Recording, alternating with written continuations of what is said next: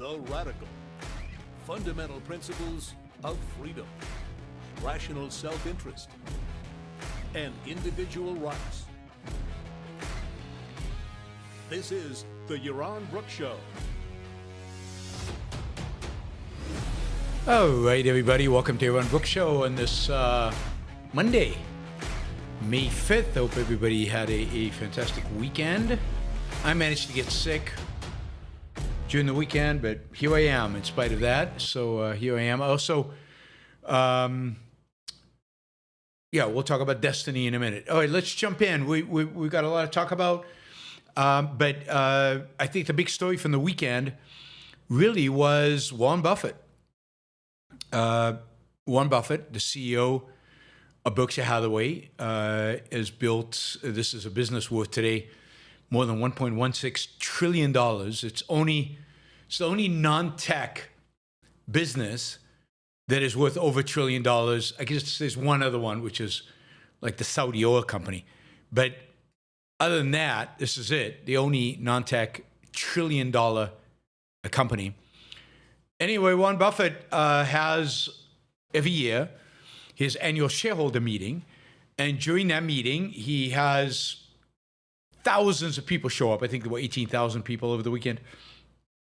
Investors from all over the world, institutional investors, individual investors.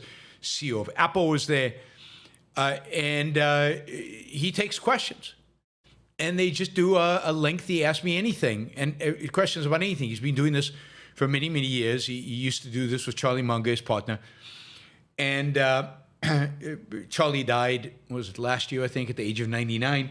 Warren Buffett is 94. And he answered questions for hours, right? And done this every year. And then this time, with 18,000 people there, just as this was winding down, he announced that this was actually his last annual shareholder meeting. He was retiring. He was leaving as CEO.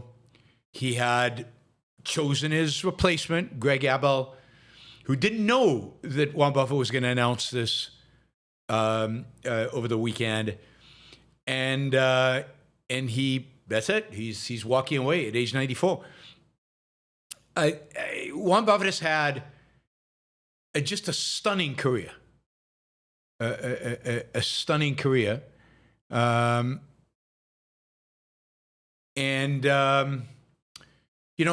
started in 1965. He was running at the time a small hedge fund. And, somebody at Berkshire was a small textile business in decline, like most textile businesses, I guess. He had bought a small stake in Berkshire, and the owner had reneged on a deal, and which pissed Warren Buffett off, and he bought the company. He basically bought the company, and from there, he has turned Berkshire Hathaway into what can only be called a conglomerate. It owns multiple businesses in multiple business industries. It owns 100% of these businesses. There's a lot of insurance companies. He purchased the first insurance company, National Indemnity, in 1967. Today, it owns 60 different subsidiary businesses, all kinds of sizes, all kinds of industries. You probably know the big insurance company that it owns is Geico. But they own just a ton of businesses outright. And then these businesses are profitable, so they throw cash right out. And then Warren Buffett uses that cash to make investments, not buying out outright companies, but making investment. He's a big investor in American Express, in Coca-Cola. He was a big investor at some point in J.P. Morgan Chase, I think, or was it Citibank, one of the big banks. And then, of course, more recently, we'll get to this, he invested in Apple and has sold much of his investment in Apple before the decline in Apple stock, amazingly. When Warren Buffett bought Berkshire Hathaway. He bought it for about, $11.50 a share. Today, Berkshire Hathaway trades for $800,000 a share. $800,000 a share. If you had bought in to Berkshire, you couldn't, but if you'd bought into Berkshire Hathaway at $11.50, just think of the return you would have on that. Berkshire Hathaway has made millionaires, centimillionaires, people who invested in the stock and held it over many years have made literally a fortune off of the stock. It's closing in on, it's 800,000. One day it'll be at $1 million. It never has stock splits, although it does have another class of shares with smaller voting rights that you can buy for a smaller denomination. They paid one dividend in 1967. They do not pay dividends, which is interesting in and of itself. Of the last 60 years, the stock has only declined in 11 of the last 60. I think it outperforms pretty much any index you look up. It's just done, phenomenally well. And for a company that's so well diversified, very, very, very, very unusual. Warren Buffett himself is worth $150 billion.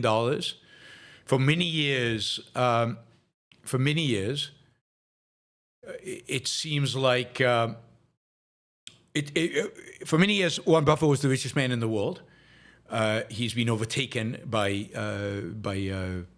Bill Gates and Jeff Bezos and others. Anyway, it's just this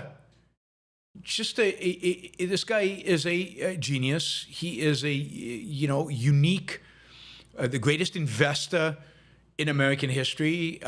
He has, I think, his real strength is investing and in companies and then holding that stock for a very long time, buying companies with great management.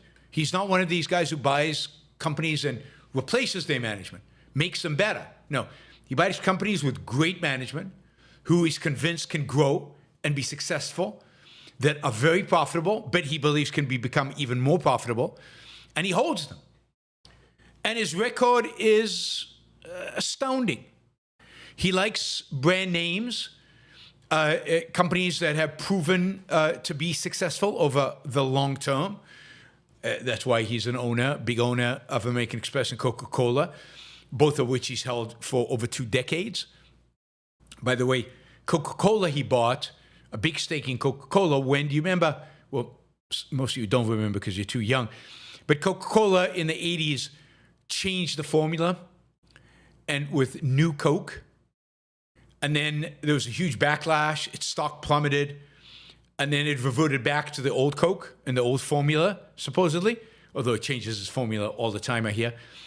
Well, when it went down a lot, when the new Coke came out, Warren Buffett bought a big chunk of it and made a lot of money, even in the early days.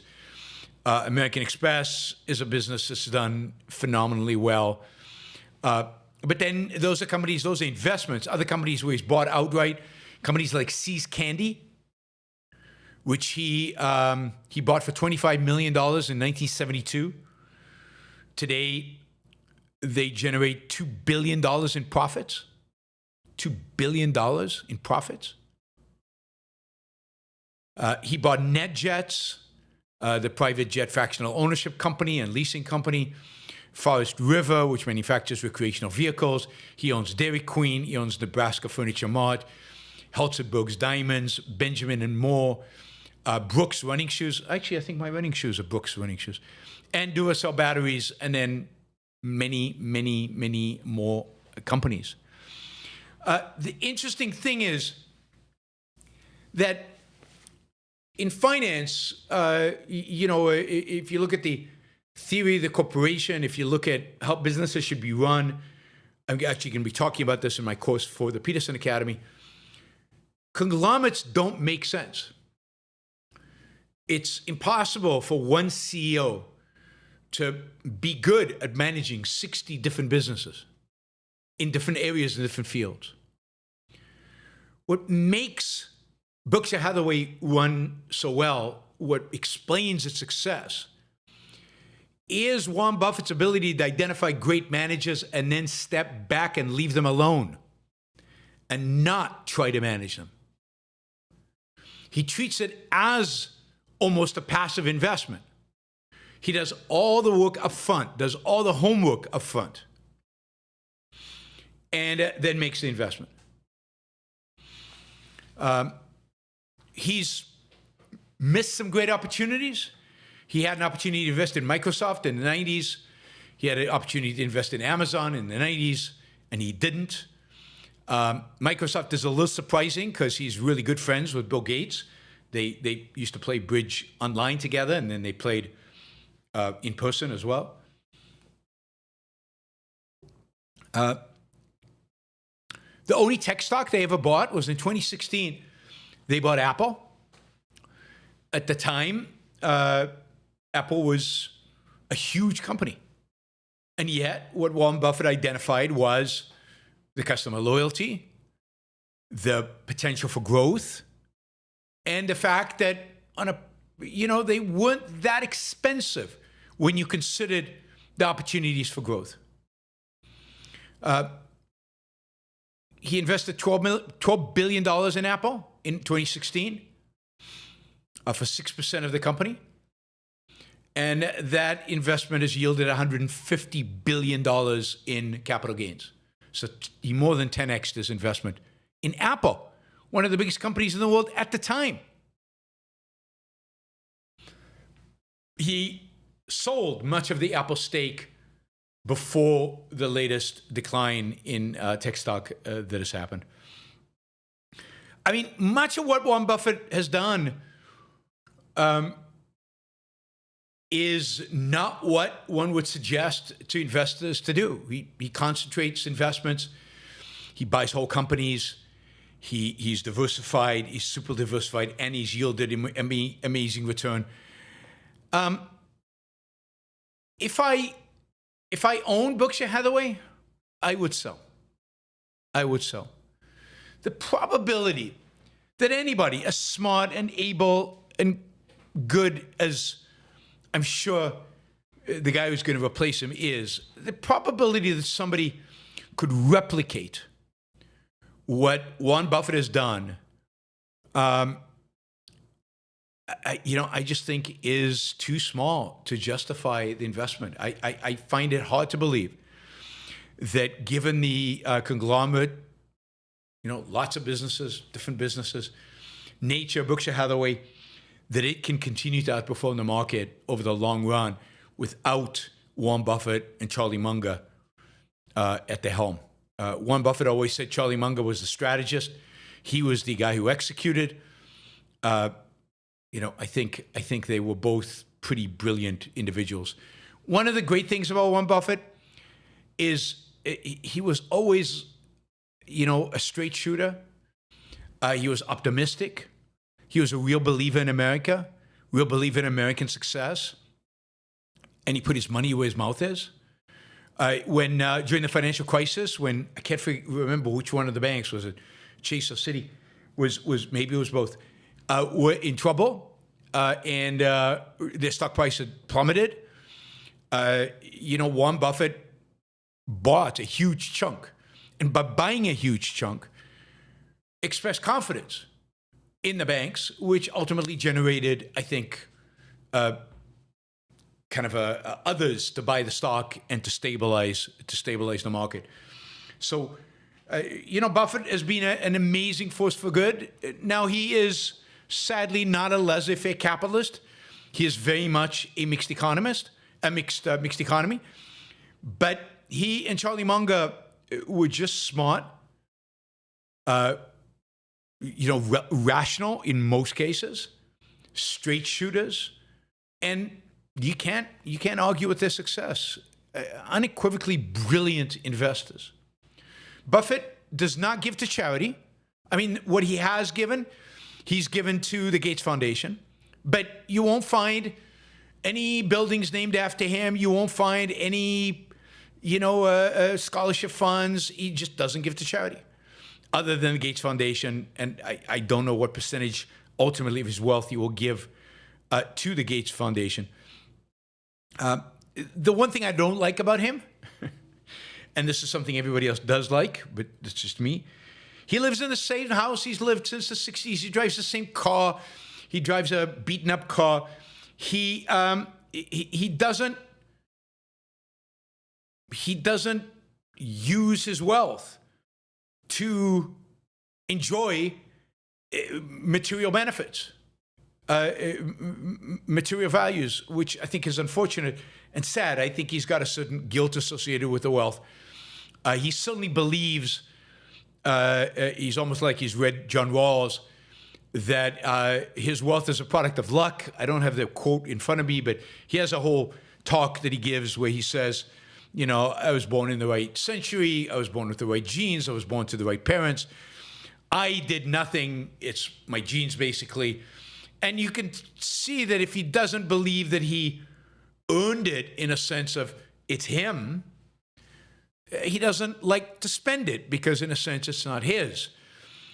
So that's, I think, sad. I think the guilt part is sad. That not associated with himself is sad.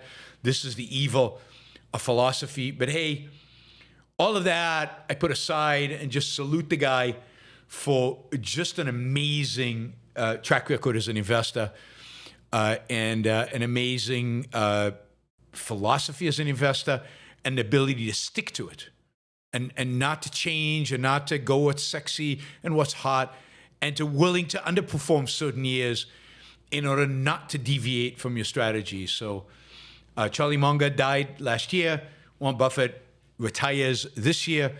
Two giants of American business, particularly of American finance. They will, I think, forever be remembered as some of the greatest investors ever.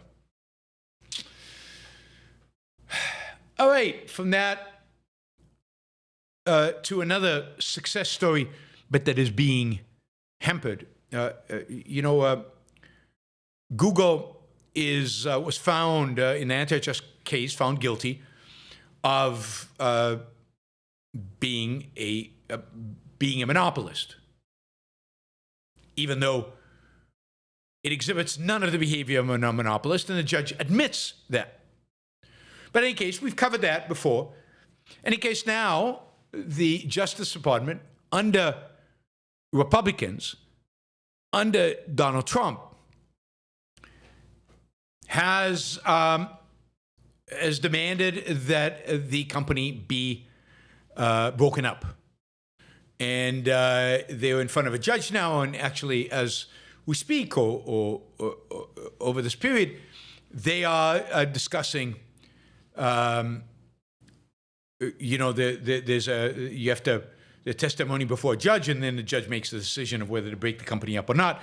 Google can still appeal it, but it's a big deal if the judge decides to break it up. It's just a horrible example of the use of antitrust. Sadly, it's something the Trump administration is completely committed to. They're very opposed to big tech. They are strong believers in an aggressive antitrust regime, not just with regard to tech, but with regard to other companies as well. I think Trump views antitrust, like almost everything else, as a means, but as leverage against companies, as leverage against CEOs, as a reason for companies to come and be nice to him. There's a big case right now with Capital One and Discover wanting to merge, and stories are Donald Trump is kind of holding this above Capital One, which I think debanked him at some point, and Trump is suing them, and he's trying to get a settlement out of them, and part of what he's dangling in front of them is, if you give me the settlement, I'll get the Justice Department to approve your merger. So Trump is as bad, if not worse, than any other president when it comes to antitrust.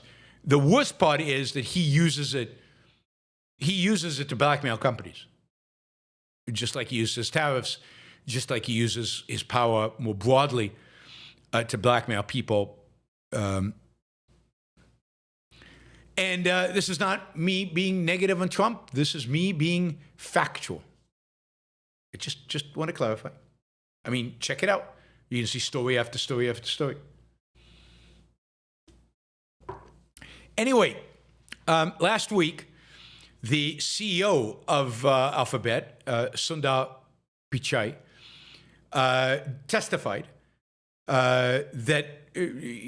testified to the fact that the breakup of Google's internet search would devastate the company's business model. It would hamper its ability to invest in new technology. He said that the proposed remedies are extraordinary and unjustified and just wrong. He said that they would leave a company that's worth today $1.95 trillion with intellectual property that has no value because it will separate its businesses out, the advertising from the search engine. It is the combination of what Google has, which is where the value comes from. You start breaking it up, it's not going to be more valuable as pieces than the original company. The original company is as valuable as it is because of the integration of these various features. As he said, and I quote him, a combination of all the remedies makes it unviable to invest in research and development. This is a case that's being closely watched because, as we know, the government is trying to break up Facebook. Next up, they're going to try and go after Apple, and so they're definitely going up after the big tech companies and wanting to break them up. And even though Google lost the case, the hope is that the judge, realizing that it lost the case on pretty frivolous, pretty minor basis, that the judge is ultimately going to turn around and decide not to break them up, just as the judge in the Microsoft case in the 1990s ultimately decided not to break Microsoft up, and that saved the company. It still stagnated for about 10 years because it was put under, under supervision of a government bureaucrat for 10 years. But it survived. I'm not sure Google can survive the breakup. And it's just such an injustice, given how great the company is, everything that it's achieved, all the benefits we receive from it, the employees, the shareholders, and antitrust is just theft.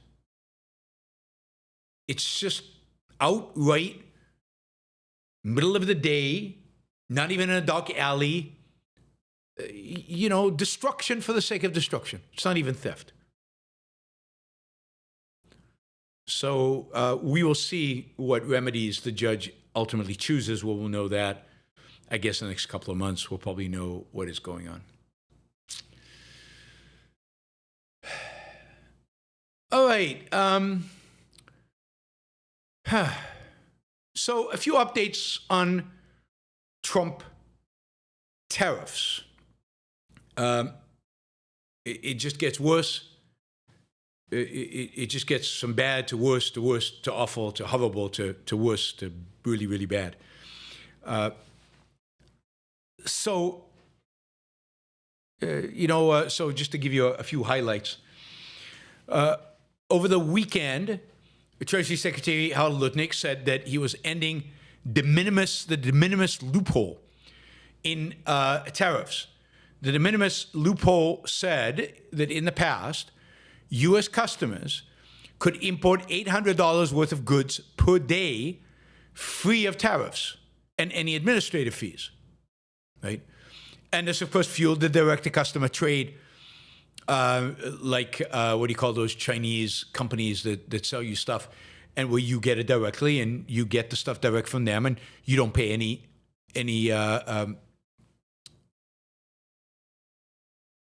customs, any tariffs, any administrative fees, like Temu, or even on Amazon. If there is a Chinese vendor on Amazon and you're buying from them and it comes directly from China and it's worth less than $800, then you can just buy it. Temu and Shein, these are two of the big Chinese companies that have done very well in the United States, selling us cheap stuff with no tariffs.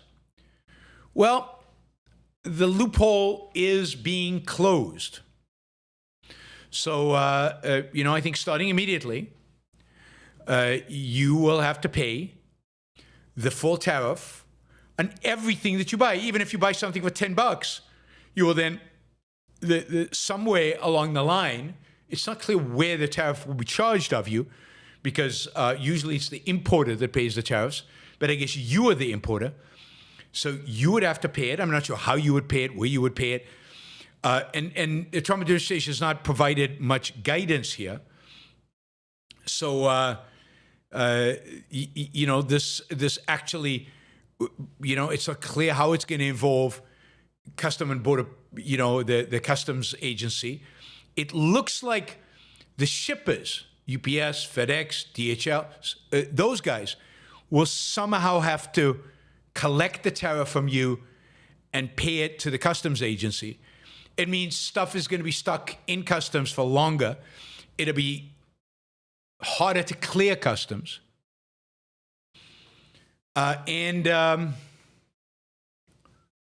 this is just going to be just making our lives a little bit harder. And in particular, a significant tax on Americans, on poor Americans. It's a bigger fraction of their earnings. And it's going to just make international shipping of anything you want to ship internationally is now going to be a big hassle. You're going to have to use a broker. They are going to charge a fee. You're going to have to pay the customs tax. You will have to pay it directly, either through the broker directly. You might even have to go down to the customs office, or your broker will have to do it. I mean, this is how a lot of countries function. This is how statist countries do it. Statist countries who want to penalize their people for buying stuff overseas. This is part of the beauty of free trade. You can buy from anybody, anything you want. Pay for the shipping, pay for the product, and that's it. And you're free to go. This is such an intrusion on our economic rights. It's such an intrusion on our choices.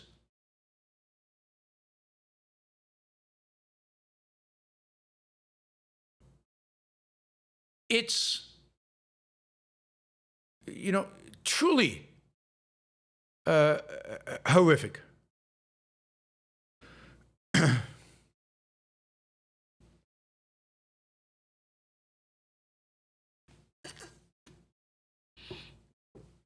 So,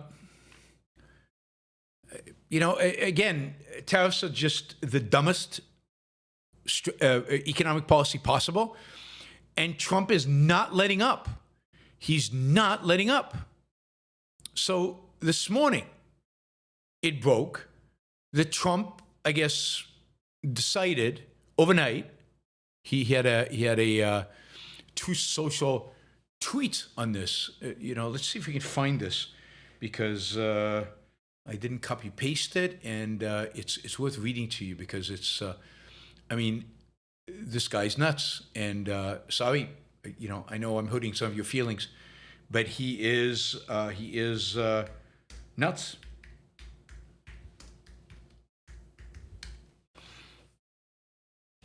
Here it is. So here's Donald Trump this morning. The movie industry in America is dying a very fast death. Dying, all capitalized. Other countries are offering all sorts of incentives to draw filmmakers and studios away from the United States. Hollywood and many other areas in the United States are being devastated. Wow, he cares about Hollywood, that bastion of leftists. This is a concerted effort by other nations and therefore a national security threat. I mean, what do you do with that? What do you do with that? It is in addition to everything else, messaging and propaganda. Therefore, I'm authorizing the Department of Commerce and the United States Trade Representative to immediately begin the process of instituting a 100% tariff on any and all movies coming into our country that are produced in foreign lands, which is many, if not most, Hollywood movies. We want movies made in America again, all capital. I mean, this is just ridiculous. Infantile. Sorry, I'm calling Trump names again. But it is. Tariffs on movies?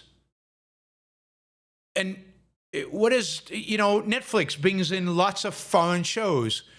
Are they going to have to pay double now? The 100% tariff? They're going to pay a tax?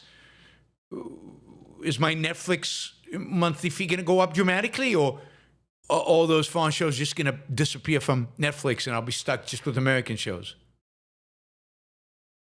What about, Mission Impossible, which is a very successful franchise, American film, very successful franchise. But a lot of the filming and producing is done overseas because part of the sets are overseas. They use, they jump over real towers, and some of those towers are not in America. What about the fact that because of the unions in Hollywood, it's very, very expensive to shoot in Hollywood. So a lot of movies are shot outside of the United States by American production companies. Not because just the incentives that they're provided by foreign countries, but because labor unions in the United States have made it impossible to work in the U.S. What about the fact that California is really, really expensive? Makes shooting in California really, really expensive. I mean, you could vaguely understand. You could sympathize and this would be a lot less economically damaging. If Trump says, I want to make American films again, I am going to subsidize. The government will write a check to every movie that is produced in the United States to compensate them for the high costs of making a movie in America. I mean, that would be awful, horrible, stupid government policy. But this is 1,000 times worse and hugely complex. What counts as a movie being produced overseas? How many of the minutes have to be shot overseas to be counted as produced overseas?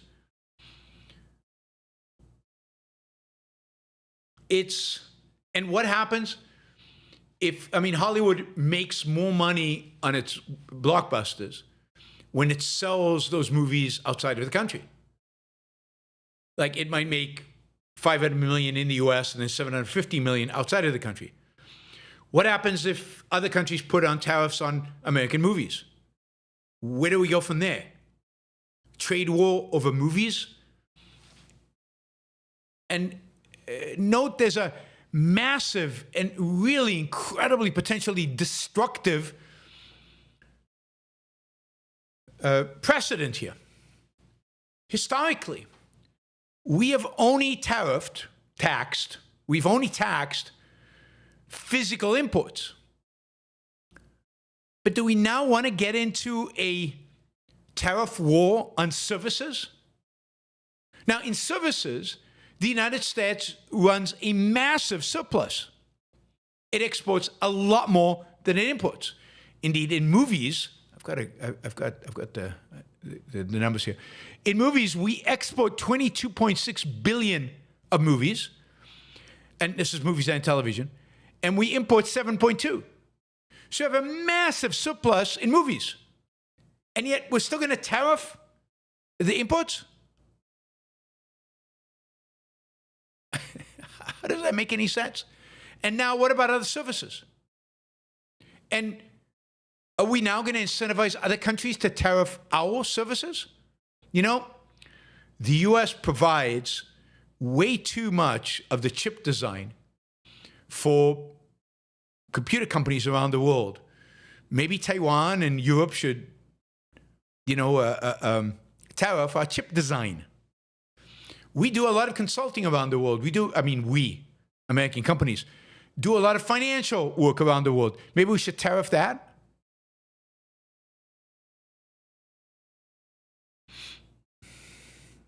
It really is stunning. And what really is stunning here is it's like every day there's a new low. You think it can't get worse than this. It just can't. And then it does. Here's another one. And, I'm sorry to be devoting so much time to Trump, but this is the news.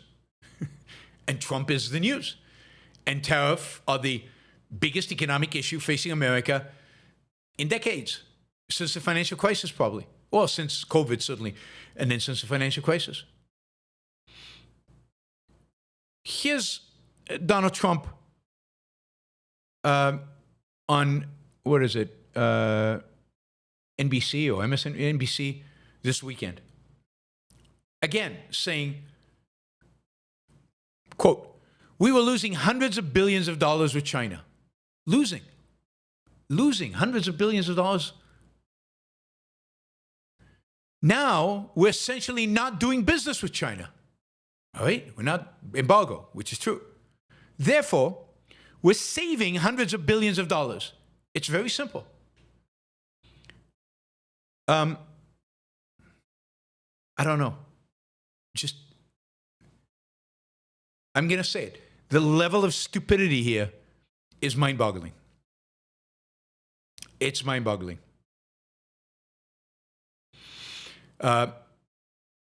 This is you cannot get dumber than this when it comes to analyzing trade, right?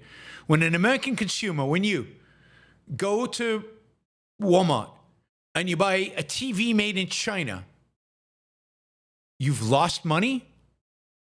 And by not buying the TV, you're now saving money, but you don't have a TV. What's the purpose of money if not to enhance your quality of life by buying things like TVs?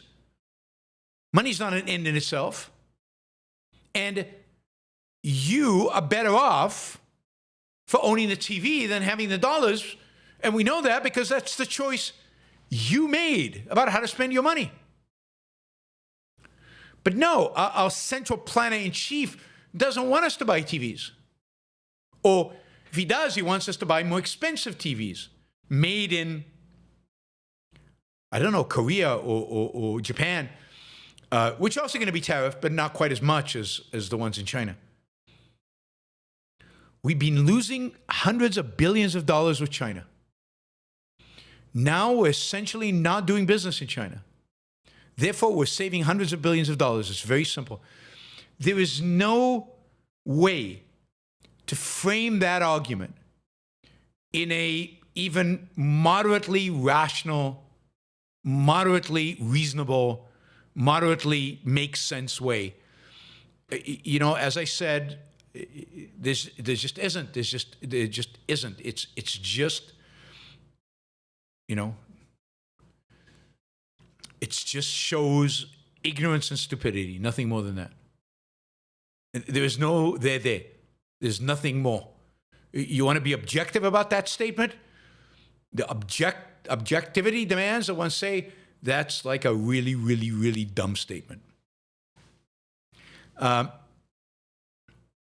Remember, boil this down to you buying a TV from China and then make sense of that.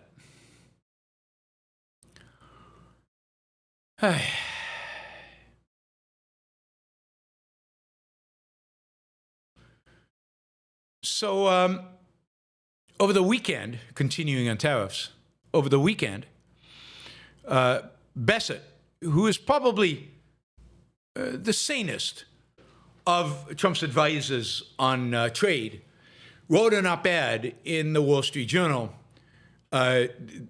trying to justify the tariffs. He says, quote, President Trump intends to usher in the most prosperous decade in American history, but not at the cost of the spiritual degradation of the working class. Now, again, what does that mean? Factually, in reality, what does it mean, but not at the cost of the spiritual degradation of the working class? Who says that kind of stuff? That's AOC? That's Elizabeth Warren? That's Karl Marx? That's Mao? That's straight out of Karl Marx. The alienation of the working class, the degradation of the working class. This is the kind of terminology. This is Secretary Buffett.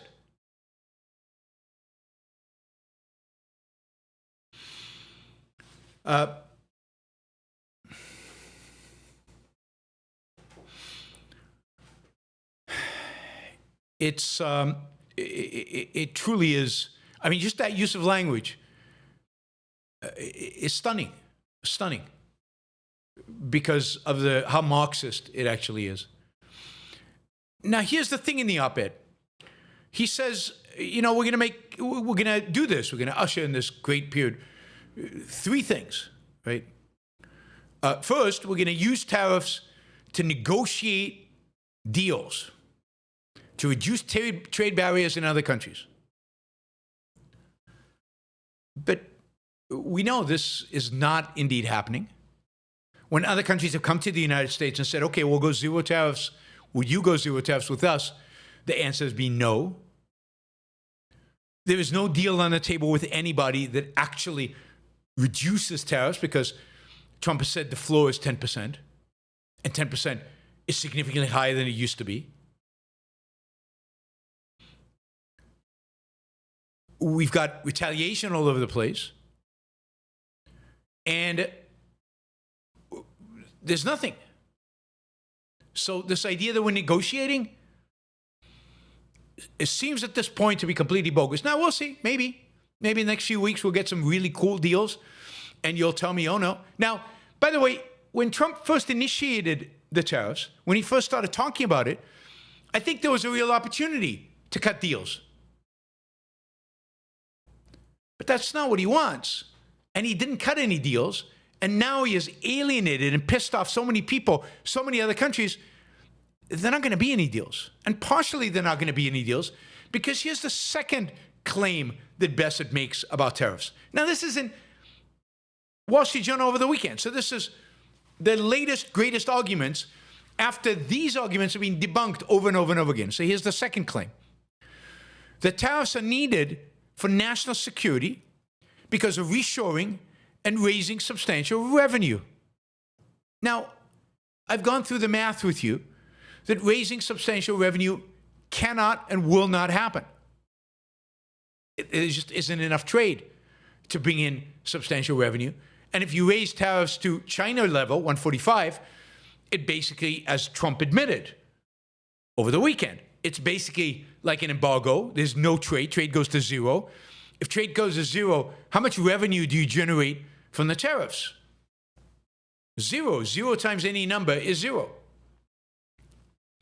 So actually revenue goes down. And at 10% tariffs, if the imports just stay exactly the same as they used to be, which were very high according to Trump, you get no substantial revenue. And the reality is that onshoring doesn't happen. Tariffs did not create onshoring. Quite the contrary. Because of tariffs, a lot of the parts that I need in order to assemble this thing that I sell all around the world, everything is now more expensive. I can go to Mexico where I can get that same part at significantly cheaper and export from there. And yeah, my American market will suffer a little bit because I'll have some exports to America. but I'm not staying in America. The idea of onshoring is going to happen. The idea that if we take this economy into recession, we're going to onshore companies is just bogus. And by the way, and here's the most important one, this is the opposite of we're going to get great trade agreements. Because if you're going to get great trade agreements, then that means that companies will continue to build overseas and sell to America. And now tariffs are going to be a lot lower. And and what we will do is export more to these other countries. But revenue is going to go down because we got a trade deal. And onshoring is not going to happen because we'll continue to import it. Let's say we got a deal with Vietnam tomorrow. 0 tariffs, both directions. Well, Vietnam might import more stuff from America. But we'll continue to import from them as much as we do now, maybe even more. No reshoring happens. So the goal of deal making and the goal of reshoring and the goal of increased revenue all contradict each other. So if it's needed for national security, then why would you cut deals? You want to keep the tariffs high so that all these industries come back to the United States. Because it's national security.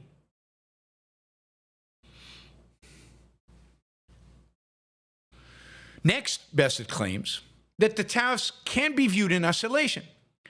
Rather, they're interlocking parts of a three-piece engine, including deregulation and tax cuts. But again, there's a problem. There's no tax cuts yet seen anywhere. Congress is still bogged down with the budget, and the tax cuts offered in Congress are basically just a continuation of tax cuts that were achieved in 2018. There's no new tax cuts.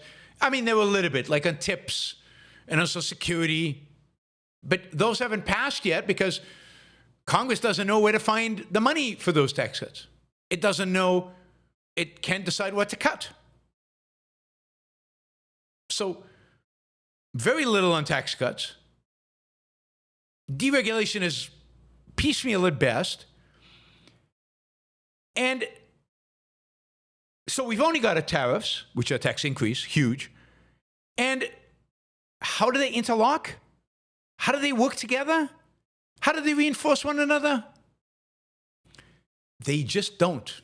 You could do tax cuts and deregulation without tariffs, and just those two would be super good, so much better than if you add tariffs to the mix.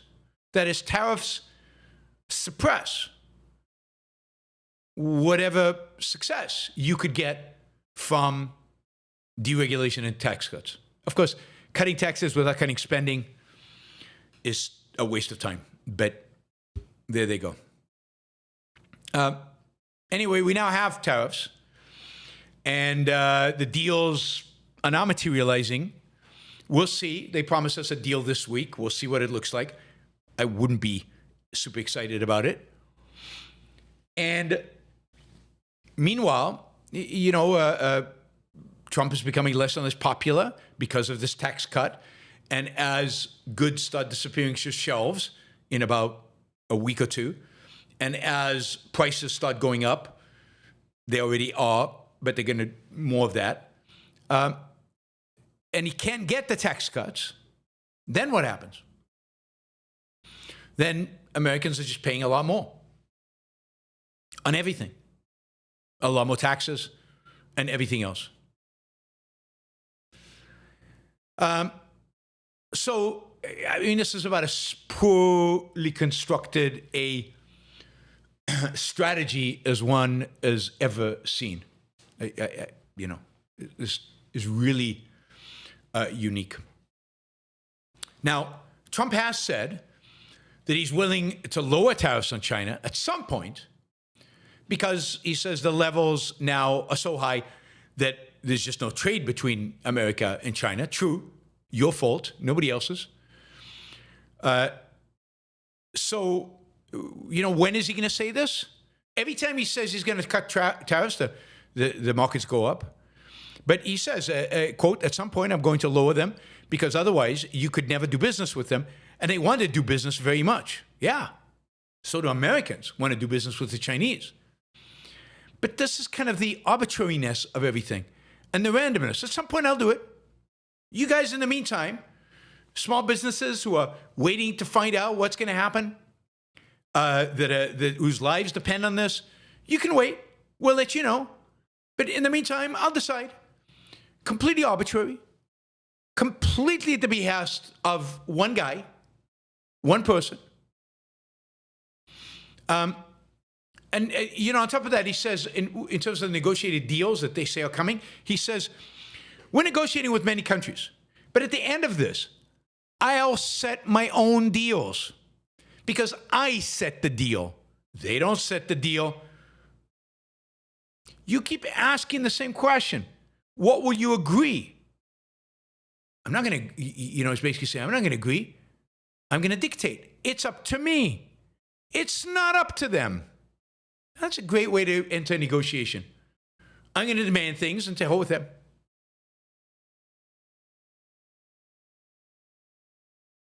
I mean, this is his words. I was on Destiny's show today. I was on Destiny's show and we talked for, about an hour and a half. And we talked about Trump and we basically agree about Trump. And, one of the things I said was, Trump makes it easy because you don't have to interpret actions. You don't have to find reasons. He just tells you. He tells you exactly what he believes. He tells you exactly what he thinks. He tells you exactly what his intention is. It's just, he's plain spoken and direct, and you just understand. Right here it is. It's up to me. It's not up to them. Now, imagine other countries. I mean, this is why Japan supposedly walked away from the negotiations. It's like, they don't want to negotiate with us. And it's not clear what they want from us.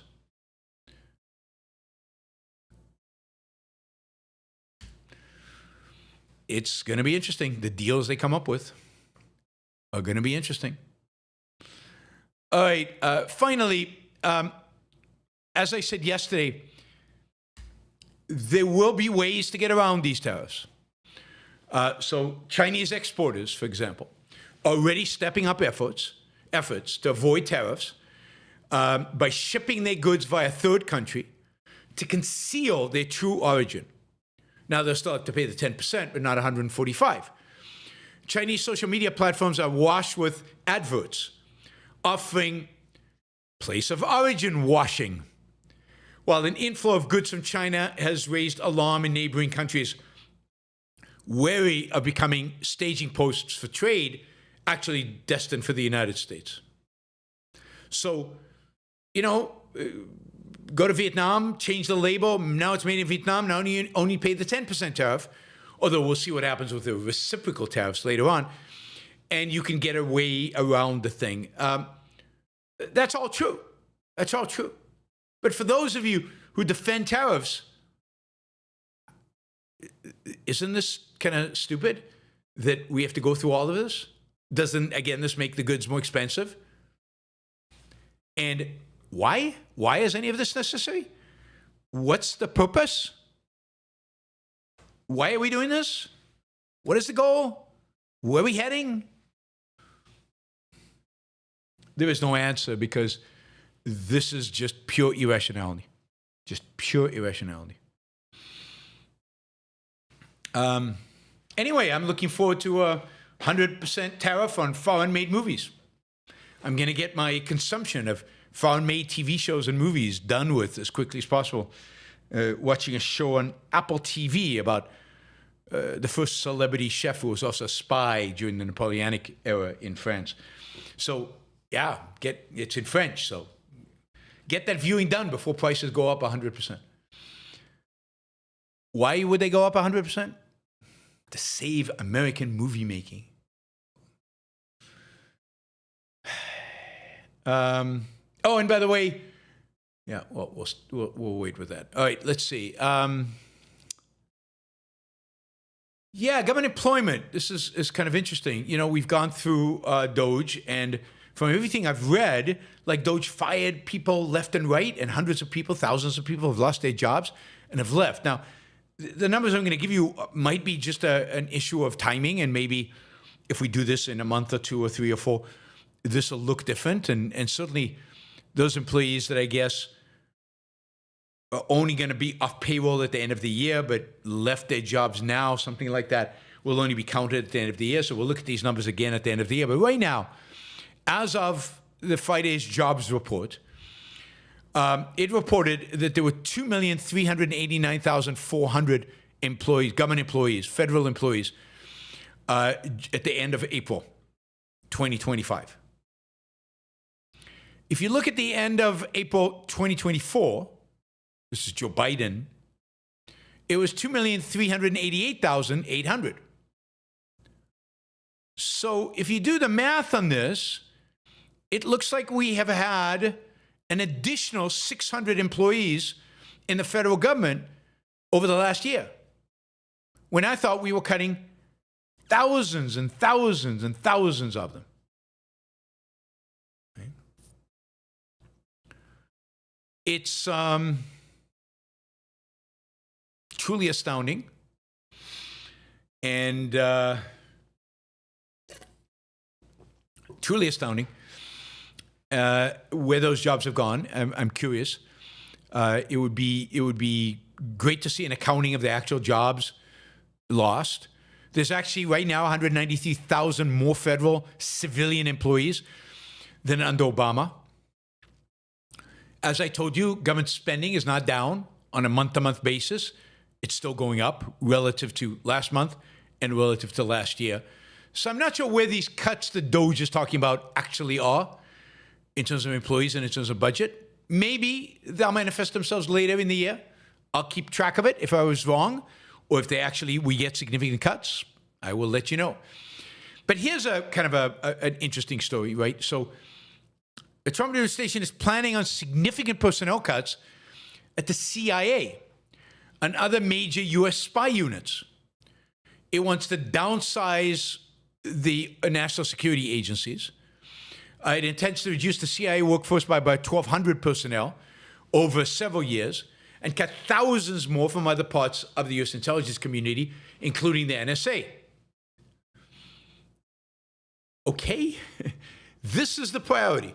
Don't touch Social Security. Don't touch Medicare. But okay, let's cut the CIA and let's cut NSA. Just as we're declaring that China is a threat to the United States. Well, if China's a threat to the United States, wouldn't we increase surveillance? Wouldn't we increase spying? I mean, the reality is that China has a bigger hacking program than every other major nation combined. In fact, if you took every single one of the FBI's cyber agents and intelligence analysts and focused them exclusively on China's threat, China has 50 times more hackers. 50 times more hackers than the FBI has in defending us. But we have too many people in our intelligence services. We have to cut them back. This administration's priorities are bamboozling. It's hard to understand. It's hard to figure out what they're thinking, why they're doing what they're doing. And they keep talking about national security and cutting national security. Talking about national security and then eliminating national security rated jobs. It really is bewildering is the word. If you don't want to come to, more outrageous conclusions about this administration, it's maybe they have some grand strategy that I'm not aware of, by which, I don't know by which what. I don't know how that happens.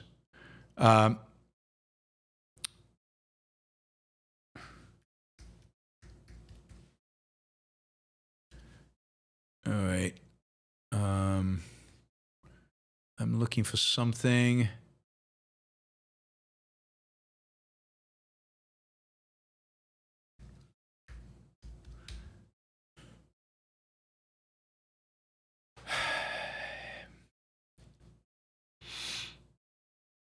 All right.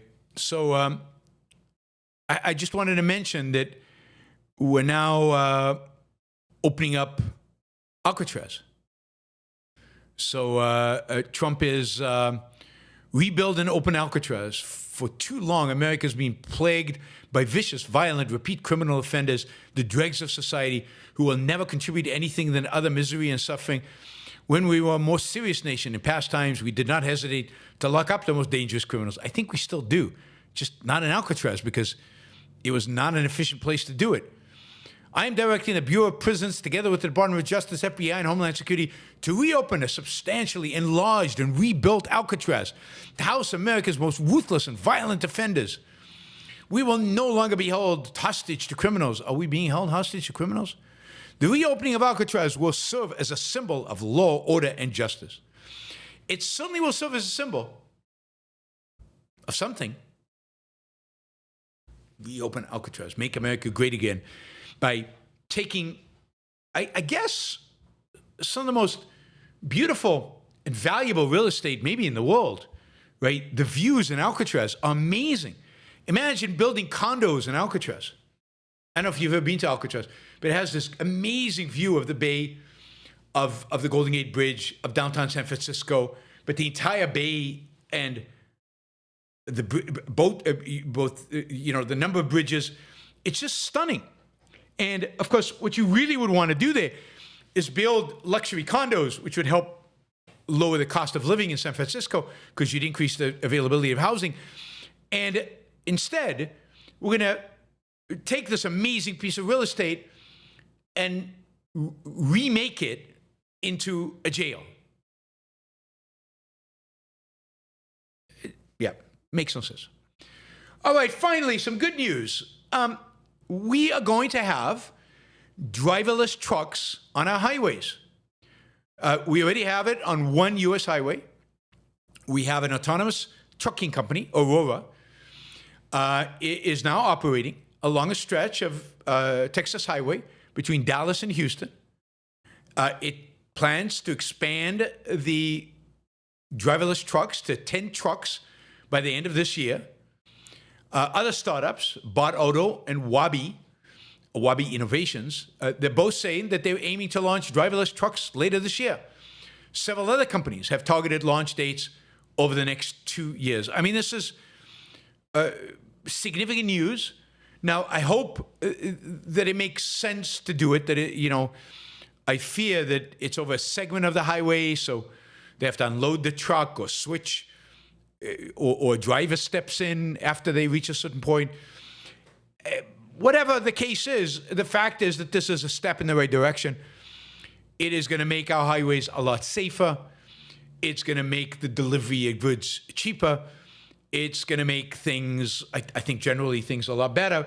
And this is the beginning of the driverless revolution, which I think is very cool and very positive, and has the potential to remake, the way Americans, are transported, and it has the real potential of saving thousands, tens of thousands of lives on the roads, because driverless cars are far, far, far safer than these trucks. We already have driverless cars in a bunch of cities in the United States because of Waymo. Tesla is saying that they will launch driverless taxis in Austin, Texas in June. I think there are other companies that are going to launch driverless taxis in other cities around the country. Trucks is huge because when trucks get into accidents, people die. So if we can make trucks safer, we make our lives for all of us significantly safer. All right, that is the news for May 5th, Monday, May 5th. I didn't talk about dolls and pencils. Now the government is going to, dictate how many dolls and pencils we have, or what's acceptable, or what's okay. You can't have too many dolls. Like 3 is like enough. And pencils only 5. You don't have 250 pencils, according to Donald Trump. So this is again from his interview over the weekend. I mean, every one of these interviews becomes a classic gem. I don't know if you saw the interview. I think I talked about this where he described the Declaration of Independence as a document about love and unity. And he had some other zingers, some other amazing quotes from that interview. So every time they go out and interview Trump on these lengthy interviews, you get a look deeper and deeper into what? Into that empty skull. All right. And, you know, I think that there's some better people around him, not many, but a few, trying to somehow move this in a positive direction. But they're not getting anywhere so far. And I don't see it going. Now, yesterday I was optimistic. Today I'm back to my more normal, because I just don't see how it turns positive. Unless he capitulates, which he could. It's quite possible he just capitulates on all these things and just says, whoops, I always meant to capitulate. So don't worry, make America great again, and everybody will love him for it. So that is the best outcome we can expect. And then he will shift his focus to something else. And that's scary, because anything he shifts his focus to, it can't be good, because there's no there. There's no goodness there. There's no good ideas there. There's just nothing. All right.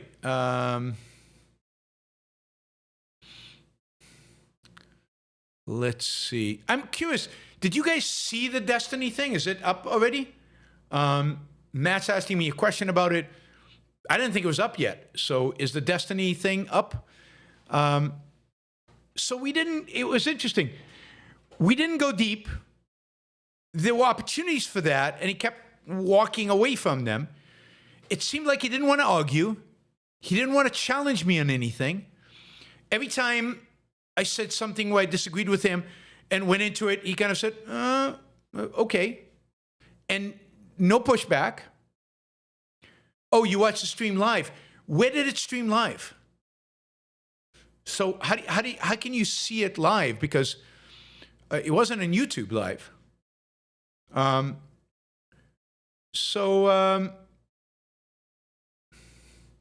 Oh, he said he was tired today and took a nap directly after. I mean, I think the best thing about it was it introduces me to his audience. And it opens it up for me to contact him when there's something interesting going on in the world, and we can, and it's worth talking about. So it was live on his YouTube channel, and then he takes it off when he's done, not like me, who leaves it up, and I guess puts the thumbnail and everything in, and then releases it again. Because I noticed that he doesn't have live videos on it. So that was interesting. Anyway, I was on the show. We mostly we agreed. When we disagreed, he didn't want to push back at all. I'm curious, did he say anything afterwards? Did he like it? Did he comment on it? Did he say, no, that was stupid? What did he say at the end after I left? But I'd love to, even when I say something about rational egoism, he says, yeah, in my personal life, I'm kind of a enlightened self-interest. I believe in that. I'm self-interested. It was like he wouldn't agree to disagree. So on Israel-Palestinians, we kind of disagreed on some of the stuff, but he wouldn't push back on the stuff I said. Like I had to go. He said, oh, I disagree with that. And I had to go, well, what is it? What do you disagree about? He was very passive in that way. It was very strange. So Matt says, he said there were policy things he disagreed with that he could have gone deeper on, but was too tired to. Well, that's not great. All right. Well, I think that leaves an opening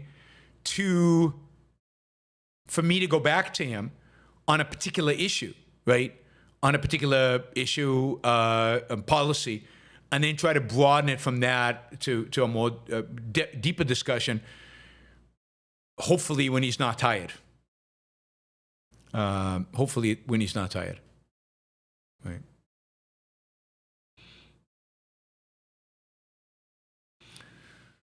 All right.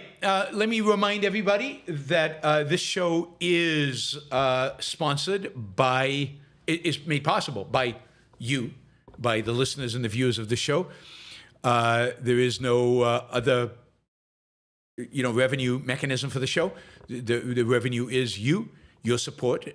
Those of you who are live on YouTube can support the show using Super Chat, which is a great way to show value for value and to reciprocate for the values that you're getting from the show itself, which I assume are positive. Otherwise, you wouldn't listen. But even more importantly than that, you can go to patreon.com, and become a monthly supporter. Many of you have already. I really, really appreciate it. We've increased our Patreon numbers nicely over the last couple of months. But we're still, it would be nice to get more of you guys supporting the show on a monthly basis, on a regular basis, at any level you want. I particularly, it would be really, really helpful if those of you can afford to do 100, 250, 500, would do at those levels. But anywhere from 2 to 25 to 50, all of those are great. So please, and for $10, you get the podcast, like podcast audio only, with no advertising. You get a feed from Patreon, and you get the podcast with no advertising. I think that's worth the $10 that you provide on a monthly basis. So please consider doing that. What else did I want to say? Yes, Alex Epstein is a sponsor of this show, of all our shows. Alex is the best person out there in the world on issues of fossil fuels, an issue of environmentalism and of energy, the grid. And you should subscribe to alexepstein.substack.com. And the reason you should subscribe is you'll learn a lot, and it'll make you a much better communicator of those ideas, because he provides you with talking points, concretes, and principles that you can use when you're debating, arguing, but also in your own mind when you're thinking about these issues. The Ayn Rand Institute is also a sponsor, and they are looking now for scholarships, people to apply for scholarships for the coming OCON in Boston, July 1st to 5th, which is a great event, great talks, great social events, poker, of course. We can hang out, and you can get a scholarship from the Ayn Rand Institute that'll pay for much of the expenses. So go to aynrand.org/start here. If you're a student of Objectivism, if you study Objectivism seriously, if you're interested in the ideas in a serious way, apply for a scholarship at aynrand.org/start here.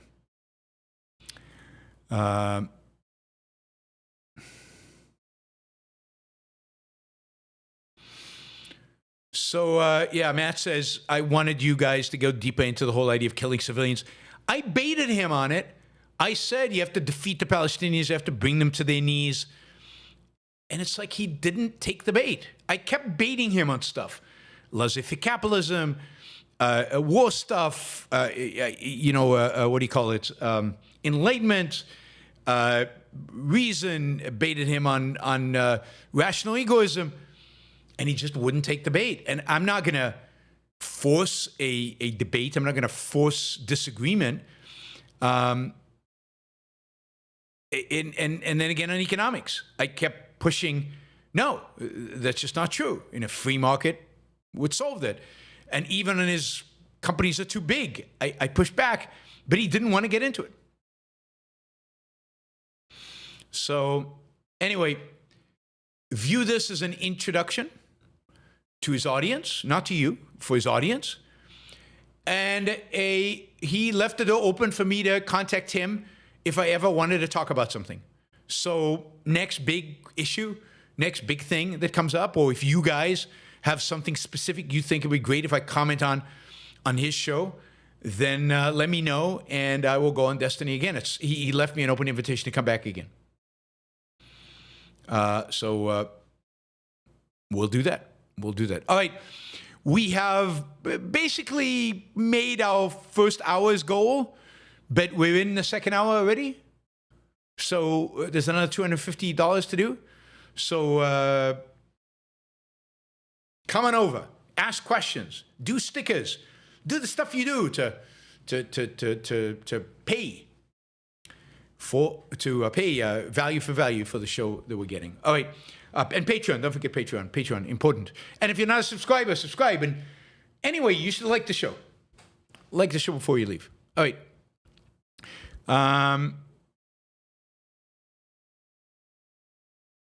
All right. Let's see. Let's see. We've got some questions. Not a lot. And the ones that we do have, mostly $5 and $10 ones. All right. But Shazbot did $50. Thank you, Shazbot. The situation with Trump reminds me of an episode of Star Trek The Next Generation. Some aliens kidnapped Captain Picard and replaced him with a doppelganger, who then orders the ship to collide with a star just to see if the crew would do it. Yeah. And somebody's pulling a real joke on us because I think the crew would do it. I mean, Trump's crew will do whatever he says. They don't speak back to him. He is pretending he is the dictator of North Korea. While the people are not that subservient and that obedient, but the people he surrounded himself are the North Korean type people. And it's pretty scary stuff. Pretty scary stuff. Yeah.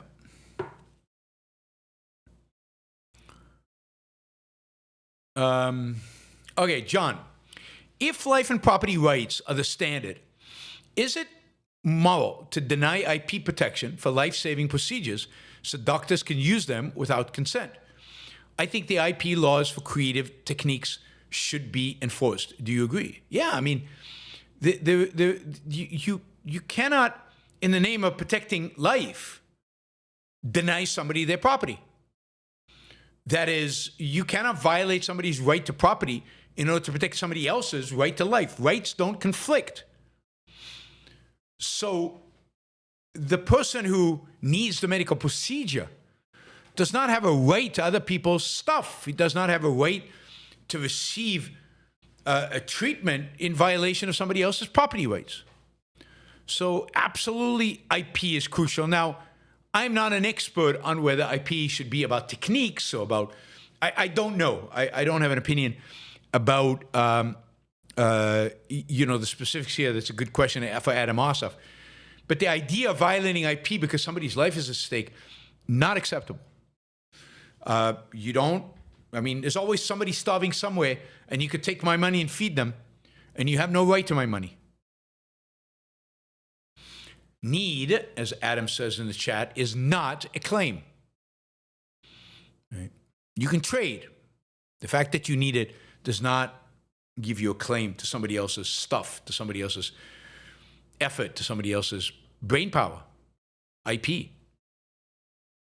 Hopper Campbell, do large companies like Walmart and Amazon actually like food stamps, Medicaid, housing assistance, and other public programs because it allows them to keep their labor costs lower as taxpayers subsidize the difference? No, absolutely not. The reality is that if there wasn't any food stamps, housing assistance, and public programs, then the cost of everything would be dramatically lower, and people could afford, with the same labor costs, could afford their living. That is, it's all these programs that the government engages in which drives cost up. And you know, you can't just selectively choose those. It's housing regulations and the million other things the government does. So I mean, and the reality is that what government does, the redistribution of wealth, the regulations, the controls, all have an effect of lowering a standard of living, which means raising cost and reducing productivity. So reducing wages and increasing costs. So no, I don't think that Walmart and Amazon like this, although I don't know what Walmart and Amazon are thinking, but they shouldn't like it. It wouldn't be rational for them to like it. It's not in their self-interest. Imagine a world in which where we had laissez-faire capitalism. People would be so much richer. Amazon would have so much more business, not less business. Michael, you notice some depressed people shut down and give up, and other depressed people are hyperproductive. I think dictators are the second, always working to attain more and more power to evade an unbearable mental state. Yeah, but I don't know if that mental state is depression, right? I think they want to accumulate more and more power because, yes, there's some void that they have that this is trying to fill. I don't think it's depression necessarily, but it's something empty inside of them that they're constantly fighting to get on top of, and they can't. It doesn't go away because power doesn't give you what they're missing, which is self-esteem, and it can't give you self-esteem. It gives you pseudo-self-esteem, which only then encourages you to do more and more and more, which reduces your ability to have self-esteem more and more and more. So, yeah, anyway, that is psychologically part of what motivates them. I'm sure there are many other things. Some dictators have severe periods of depression, but others don't. I don't know if Trump ever gets depressed. Not that he's a dictator, but he would like to be. But and I don't know if other dictators were depressed. I don't know. I don't know enough about the psychology of dictators.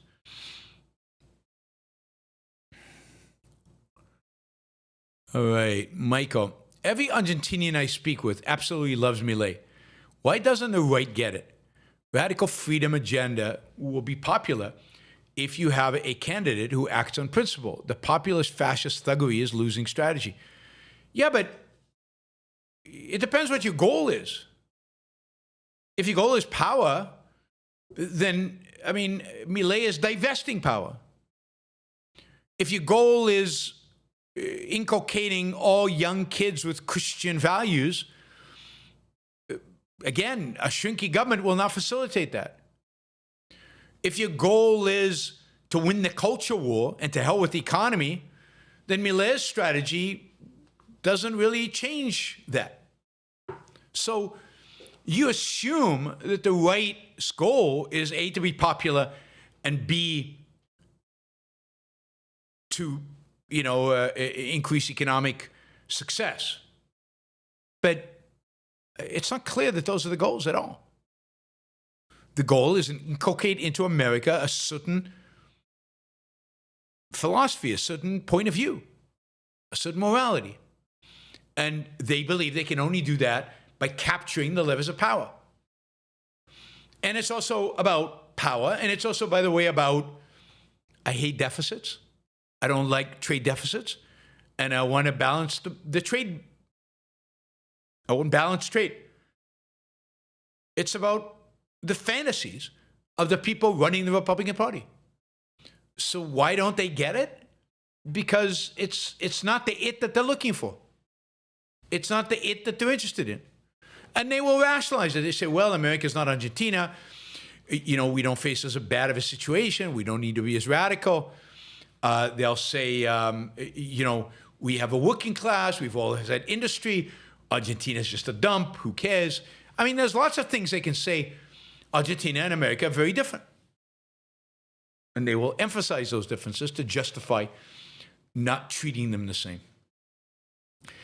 Guys, I have a ton of time today. We could actually go on into the third hour if you ask questions, particularly $20 and above questions, if you ask questions.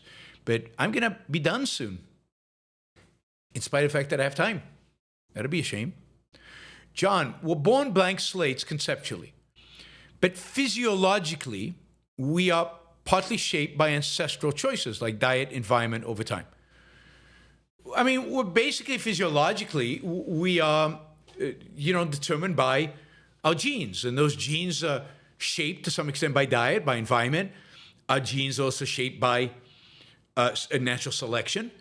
And therefore, we're all different physically. And that is being determined by how natural selection is played out among our ancestors. Of course, the more sophisticated human beings become, the less evolution affects us, in a sense, right? So if we have a gene that makes us susceptible to certain disease, we can edit it out and then not pass it on to our children. In the past, what food we ate determined how tall and how strong we were. But now we can all eat good diets, everybody. And therefore, that becomes, in a truly laissez-faire capitalist world, everybody has enough food. Everybody can choose. And, so food, nutrition doesn't become an issue anymore. So a lot of the force that the environment plays on us, we shield ourselves from it by, living in some places might be too hot for you.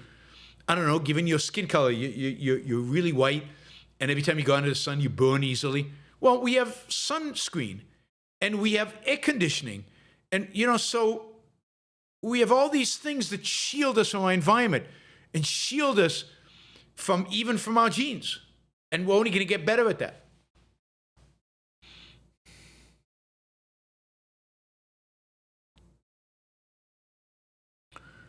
Liam, can you post the link to your talk with Destiny this morning? Couldn't find it. Yeah, I don't have it. So, at some point he will post it on his channel. And so I was just look at his YouTube channel. I don't think it's there yet, or maybe it is. I don't know. But supposedly he does them live and he streams them, and then he takes it off, he cleans it up, and then he puts it up again. So if you go to his channel, there's no live tab like my channel has live tab where all my live shows are. He doesn't have that, right? Because he doesn't keep the live shows. He republishes them, and maybe that's what I should do. Maybe that's a better strategy. Once the thumbnail is there, republish them. I'll talk to Christian about that. Maybe that's the right strategy. I'm looking to see. I don't see him posting. I don't see him having posted it yet.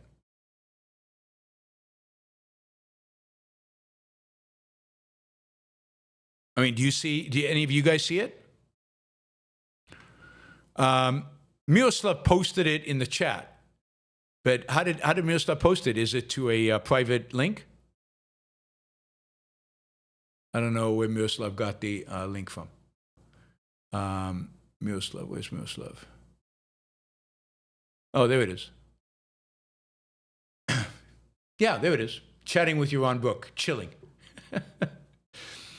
So it's just a chilling episode, an hour and 48 minutes.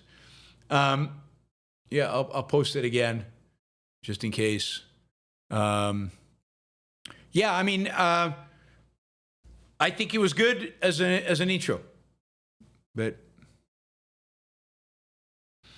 and I guess it's still unlisted, but it still has 33,684 views. I did notice that the number of followers on Twitter went up a little bit. So some of those people followed me on Twitter. It would be nice if YouTube subscriptions went up a lot once he publishes this but I have no idea. I have no idea if that'll happen or not. That would be nice. All right. James, Alex Epstein seems to have really influenced Richard Harnania and Peter Thiel, even though they haven't been thoroughly convinced of objectivism's truth. They take it seriously now. Well, that's not exactly accurate. I mean, Peter Thiel took objectivism seriously, has taken objectivism seriously at least for 15, 16 years. That's way before Alex was introduced to him. I met Peter Thiel in 2009, I think.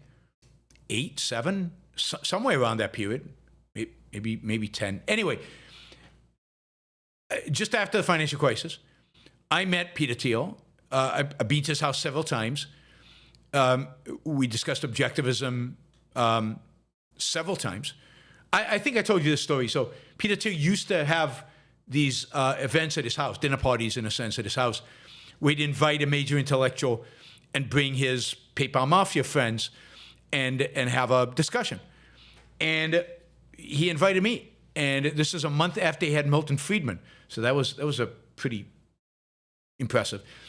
And I had him and a bunch of the PayPal guys, and we went at it for like 3 hours. And he was very interested. And later on, he contributed to the Einstein Institute. And so, no, Peter Thiel's been taking objectivism seriously a long time. Richard, yeah, no question, Alex has had a real impact on Richard Harnania. And that's good. But as you said, they haven't taken it completely. Yeah, Richard Harnania has become, he's certainly very, very good on Trump. And he's very, very good on a number of issues. We'll see over time if he can stick with it without, because he has moved quite a bit. Can he stick to it without understanding objectivism more thoroughly? So I'll give Alex credit for Richard Harnania. I think he only gets partial credit for Peter Thiel.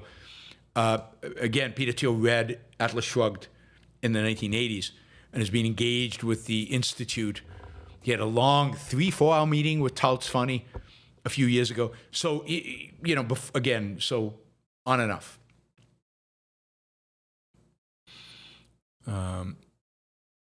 Clark. It's not like the Republicans won. Both parties lost. Trump won. Well, the Republican Party is Trump's party. Republican Party is Trump. You can't separate them anymore. Maybe you could once. Can't separate them anymore. Clark. The Hitler cult eventually broke apart. So will the Trump cult. Failure makes evil movements dissipate. In our case, it won't take a world war. I think that's right. But this is the challenge. What will replace it? Given the state of the culture, a culture willing to engage in a Trump cult, what is going to replace a Trump cult? And are we going to swing way to the left? Are we going to get some kind of moderate centrist? Are we going to swing way to the Christian nationalist right?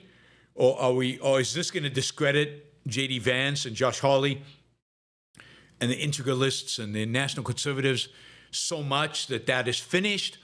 Or are we going to be, this is the question. I agree, Trump will be over. Trump is going to fail. And the question is, then what? And how do we prevent this from getting worse?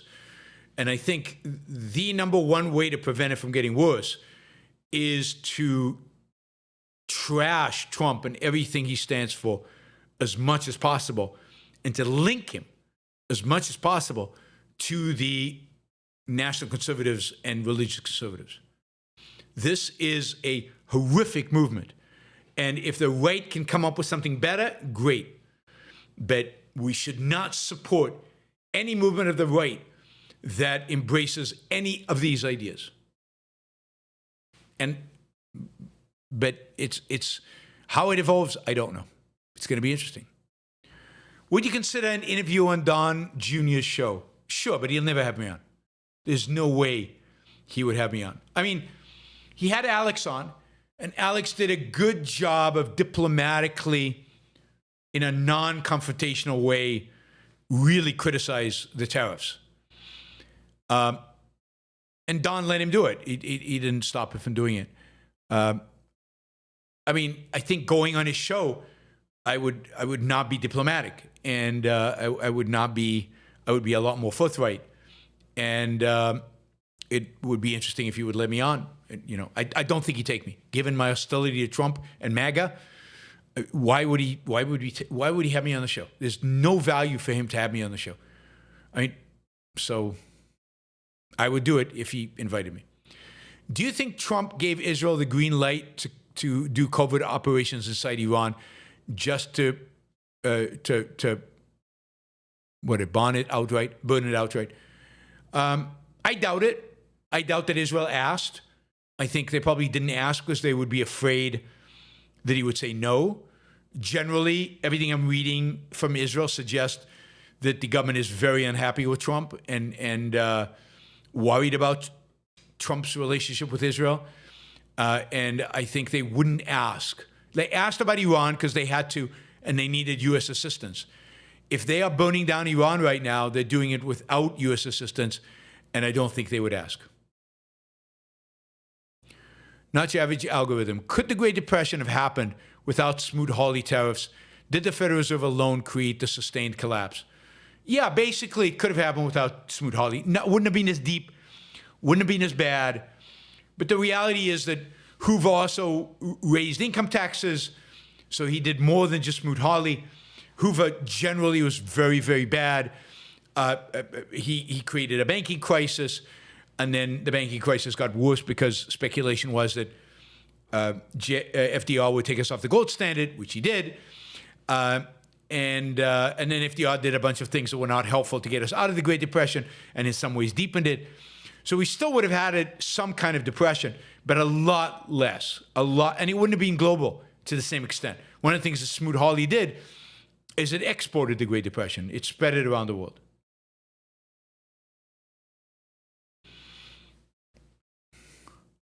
Thoughts on Robert Breedlove? I don't like giving thoughts on other people. I mean, he's an anarchist. You know what I think of anarchism. I think he's obsessed with Bitcoin. I'm not a huge fan of Bitcoin, but he's been right so far. He's made a lot of money. Can't argue with putting your money where your mouth is and making a lot of money at it. So he has some positive views of Ayn Rand. He doesn't quite understand Ayn Rand, but he has some positive views of Ayn Rand. But his anarchism leads him to be anti-Israel and have a horrible foreign policy. And anarchists are just bad thinkers. They're just not very good thinkers. And it corrupts one's ability to think straight about these kind of about issues. But he's treated me well, and I've been on his show a few times, and we've talked about Ayn Rand's ethics in particular, and that's all been good. And he did a reading, I guess, of the money speech, which is quite good. So, you know. And to say it's Trump's Justice Department doesn't that give credence to Trump's claim that Biden's Justice Department used lawfare on him? Are they independent? Well, the Justice Department is supposed to be independent.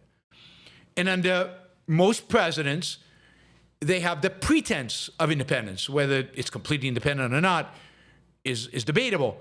But they at least pretend, or at least make the argument that they're independent. That has been the case, and that certainly was the case with Biden. The Justice Department was supposed to be independent. Actually, the Justice Department appointed a independent whatever to go after Biden's son, and so it was the Justice Department for any other president that I know of, including Richard Nixon, was considered independent of the presidency in the sense that they could investigate him. The difference is that Trump doesn't even pretend. Trump just says, these are my lawyers. They'll do what I say. They'll investigate who I want them to, and they won't investigate what I don't want them to. So he takes all the pretense out of it, and plus he's made it 1,000 times worse. That is, I think that most Justice Departments, even the one under Trump the first time around, the head of the Justice Department tries to be independent. This is why if you remember, the first Justice Secretary under Trump in 2017 was a former senator who, but it's not just pretending, it's reality.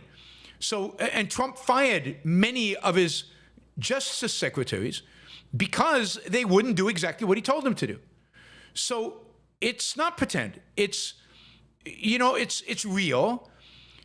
There is an element of influence. There has to be. The president is their boss. But for the most part, they're independent. And they've investigated their own bosses. And they've investigated things the boss didn't like. And you can go back to Watergate. You can see that. But you can even go to the first Trump administration where he basically told his Justice Department to investigate all the fraud in the election. And they came back and said there was no fraud in the election. And he got pissed off at them. Now, Bondi would not come back to him and say there's no fraud in the election. At most, she would say we're still investigating. But she would invent fraud if she needed to. So right now, the Justice Department is a branch of the Trump propaganda machine. It's a branch of the Trump advocacy machine. And that we have never seen in American history. There's never been a Justice Department that has been so unindependent as this one. When I said pretend, I meant in the past, they've tried to be independent and slipped into dependency. This time, they're just all in on whatever Trump wants. They'll do whatever Trump wants. They'll go after whoever he wants. And that's never been the case. Now, was there lawfare against Trump? There was in the state of New York. That one case in particular where they accused him of, it was something that you wouldn't be tried for. It was immoral. It was bad business. It was unjust. And it was even illegal, but it's not something you'll prosecute somebody, not criminally, for miswriting in your loan applications, misstating the value of your properties. Nobody's ever been prosecuted criminally for that. That was lawfare. But the stuff the Biden Justice Department went after Trump, every single one of those things were justified. And they should have prosecuted him. And the great tragedy is they didn't have the opportunity to fully prosecute him. Did he withhold classified information and try to hide it? And violate clear, unequivocal violation of the law? Absolutely. There's no question he did. Did he move boxes around in order to prevent the FBI from finding them? Yes, he did. So that was prosecutable. Did he incite January 6th? Absolutely. Should there have been an investigation on January 6th? Absolutely. So, did he try to manipulate the elections in Georgia on that famous phone call and in other occasions where he told them to find additional votes? Absolutely, that should have gone to court in Georgia. So, New York is lawfare. What the Justice Department did? Absolutely, they should have gone after him. They should have gone after him sooner. They should have taken it to court faster. Now, he did everything to delay, and he was successful. But he should have been prosecuted and found guilty for those and denied the ability to run for president as a consequence. He behaved like a criminal with regard to trying to falsify the elections, trying to steal an election, and encouraging the vice president and other people, right? Yes, I think that was independent. They went after him not because, I don't believe, they went after him exclusively because he was a Republican. I don't think they believed he would win. I don't think they believed he would run again. I think they went after him because he was president of the United States who violated the law. I mean, literally, they asked, the archives asked for the material that he took home to be sent to the archives. And he said, I don't have any more. And they said, no, you do. We know you do. And he said, no, I don't have any more. And they So they raided his property, not because somebody in the Justice Department decided to go after Trump, because somebody in the archives said, no, I know there's material that hasn't been returned to the archives that by law you have to return to the archives. And then they went to the FBI and said, he's holding out on this material. That's not selective prosecution, that's necessary prosecution. So, no, I think the Justice Department under Biden was relatively independent. The fact that they went after Biden's son is an example of that. So, you know, again, as I said, relatively. Do I think there's influences? Sure. Do I think there's a lack of 100% independence? Sure. But what this Trump is doing is a change in kind. What Trump is doing is zero independence. Do I think, for example, I mean, take another example. Do I think the Federal Reserve is independent from government? No. I think the Federal Reserve is very influenced by what presidents want. By what the president wants. But that is not the same as doing exactly what he wants, when he wants it. They're influenced. It has an impact on them. But it doesn't mean they yes, sir, which is what Trump wants to instill at the Federal Reserve. Somebody who will yes, sir him and do exactly what he wants when he wants it. Yeah, I mean, was there corruption around the Biden laptop? Absolutely. But that's normal corruption. Trump has taken it to a completely new level. A completely new level. And by the way, again, as I've said in the past, there are prosecutions the Justice Department didn't engage in. For example, what about influence peddling of Jared Kushner, who got $2 billion from the Saudis for his private equity fund in spite of never having any experience in private equity? Why would they give him $2 billion? You think it had anything to do with him schmoozing with the Saudis for 4 years? Was there no shady dealings there? Of course there were. I mean, he's no more qualified to run $2 billion for the Saudis than is Hunter Biden to sit on the board of whatever company So, I mean, they're all corrupt, and some of it gets through and some of it doesn't, sadly. I wish they'd go after all of it. But going after Trump, yeah, that made complete sense. Is there a tariff on Super Chat yet? Do I have to pay it for you, or do you have to pay it for me? There is a tariff. It's a YouTube tariff, so it's a private tariff. It's a fee for use, so it's not a tax. So it's not a tariff. It's a fee for use. No tariffs yet. Maybe since you're in Switzerland and paying in Swiss francs, maybe we'll have a tariff soon. I don't know. That's a good question. Now, this is services. I'm providing a service, not a good. Movies are the only services that Trump has threatened to tariff.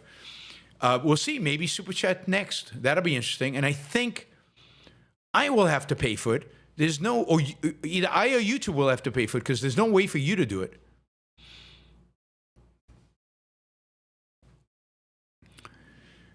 Esoteric Dichotomy. Hey, Yaron. Each week things get worse. Do you have any red lines that would lead you to seek citizenship elsewhere? My mom is starting to want to move. Now, where are you going to go? And what are you gonna do? I mean, I have citizenship in Israel. I don't want to go to Israel. If I had European citizenship, I don't want to live in Europe. So no, I don't think it's time to leave the United States. And remember that when the United States goes, so will the rest of the world. It's going to be a disaster for everybody. But yeah, I mean, there are lots of red lines that we're watching. I'll let you know when I think things are beyond repair, so bad that you got to seek living somewhere else. That'll be pretty bleak when I say that. Matt, would love more content with Destiny going deep into Rand's metaphysics, epistemology, and ethics to explore the causes of your political differences. Yeah, I agree, but I prodded him, and he really didn't want to go there. He really, he didn't want to go there.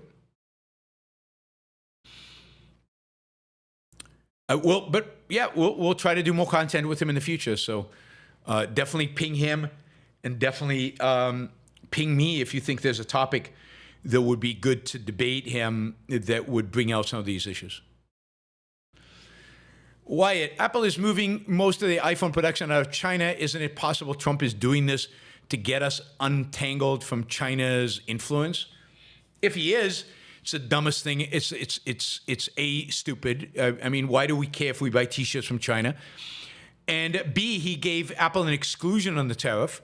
So in electronics generally, so Apple doesn't have to move production. And, you know, for what about all the small businesses? Apple will survive. Apple will move business. What about the small and medium-sized businesses that are going to go bust? And that he didn't prepare them for it, that he didn't have any kind of period in which you phase it in if this is the goal. It's a stupid goal. But even if it was a reasonable goal, this is the dumbest way to go about doing it. This is not the way to do it. This is a way that penalizes your own people, that penalizes small and medium-sized businesses in the United States. It also penalizes the Chinese. It's lose-lose. And there's nothing to be gained from this. Apple was moving operations, a lot of its manufacturing to India anyway. It's been in the process of moving them there for about 10 years. It's doing so because they're afraid of Chinese tariffs like this from the first Trump administration. And then they saw what happened during COVID with supply chains. A lot of companies have diversified their supply chains because of what they saw during COVID. This is how markets work. Let markets work. Markets actually do work. Apple is smart. Apple will figure out that they need to diversify out of China. They don't need central planner in chief, Donald Trump, to tell them where they should and shouldn't produce stuff. And if America goes to war with China, then Apple will suffer the consequences of not planning in advance. But Apple is a smart company, and they are planning in advance. They don't need Trump to tell them to do it out of fear.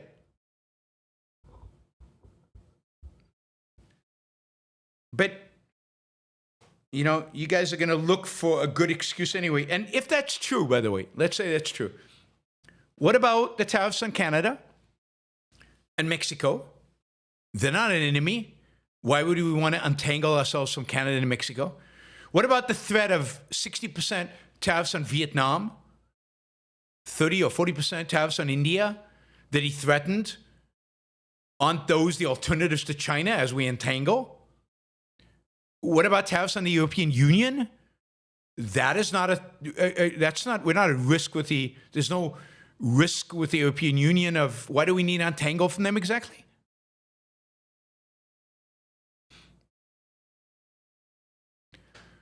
Stop finding excuses for him. There really, really, really aren't any excuses. The 10% tariff on everybody is not untangling from China. There's no intelligence report that he has that explains his behavior. Just accept the fact that you voted for an unhinged, irresponsible, and not smart human being who is obsessed with trade deficits and loves tariffs. Are we got 100% tariff on movies made abroad for national security reasons? Really? You buy that? You think that's real? You're going to justify even that because it's not Kamala, it's Trump.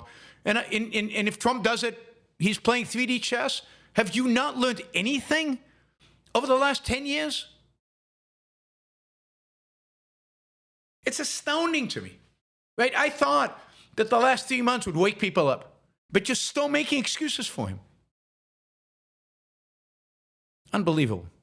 I mean, if a president has ever showed you how irresponsible and dumb he is, this president has done it, and you just won't recognize it. You won't admit it. You'll find excuse after excuse after excuse because you can't handle the cognitive dissonance of, I voted for this guy. Or you know, maybe there's a better alternative. Wes, I don't know why people try to come up with reasons for Trump's actions. Yeah, exactly. He just doesn't like trade. His idea is driving all of his actions. Yes, this idea is driving all of his actions. Absolutely. And he hasn't liked trade since the 1980s. He wanted to tariff the hell out of Japan back then. Japan wasn't a national security threat to the United States. Apple, what is the point of trying to justify it when it's staring you right in the face? And it's being staring you right in the face for 8, 9 years. So I get it that you ignored it, and the first term wasn't that bad, so that's fine. Okay, but the last 3 months, really, get a grip, people. There's nothing to defend here. This is what he's about. This is what he cares for. This is what he likes. This is what he values. Accept it. You can still say, yeah, but he's still better than Kamala. Fine. But don't excuse his unbelievable irrationality. Don't excuse his economic ignorance. It's beneath you. No one. Why back in Reagan era, Harley-Davidson got heavy tariffs on motorcycles from Japan? The end result was the Japanese kept innovating while Harley-Davidson stagnated. Tariffs everywhere are terrifying to me. Yeah, exactly. Way back in the Reagan era. Yeah, I mean, Reagan unfortunately caved on a bunch of these different things. And Harley-Davidson was one of those, made in America. This is an American motorcycle company. And the Japanese overtook Harley-Davidson and did much better. And the same thing happened with automobiles. Japanese cars were better than American cars, continue to be better than American cars.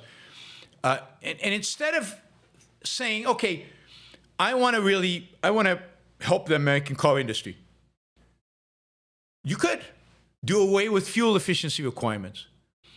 Do away with the requirement that American auto companies make small cars. I mean, if you truly had comparative advantage in the world right now, if there was free trade, but more than free trade, if there weren't subsidies and regulations and controls and government intervention, then the Japanese and Koreans would make small to medium-sized cars, maybe some SUVs, and American auto companies would not make any of those. They would make pickup trucks, SUVs, maybe minivans. They have a comparative advantage at that. That's it. They wouldn't make luxury cars. They can't beat the Germans at luxury cars. They would stop making electric cars. They're not going to beat the Chinese at electric cars. Of course, one way to make sure that they are not beaten by the Chinese is to not allow Chinese electric cars to be sold in the United States, which we don't. And that way, we'll never experience what it's like to buy a $15,000 high-end luxury electric SUV. We're stuck with what Tesla and what GM provide us. But whose standard of living is dropping because of that? Ours is. Car prices should be plummeting right now because of competition from China. And they're not, because we're protecting our auto industry. Esoteric dichotomy. Shoplifting is a bit rampant here in Seattle, and weekly homicide on the news. Stores have lots behind glass, makeup, work pants. Yeah, I mean, shoplifting has become ridiculous, particularly on the West Coast. California just changed the law. It used to be that below a certain threshold, it wasn't a crime to shoplift, and basically that legalized shoplifting. And they just had a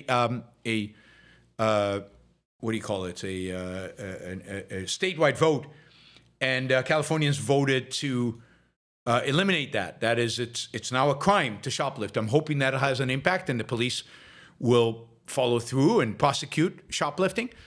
I think Seattle is the same thing. Seattle they don't prosecute shoplifters, so guess what happens?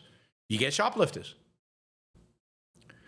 So you got to take the rule of law seriously, which means prosecuting criminals.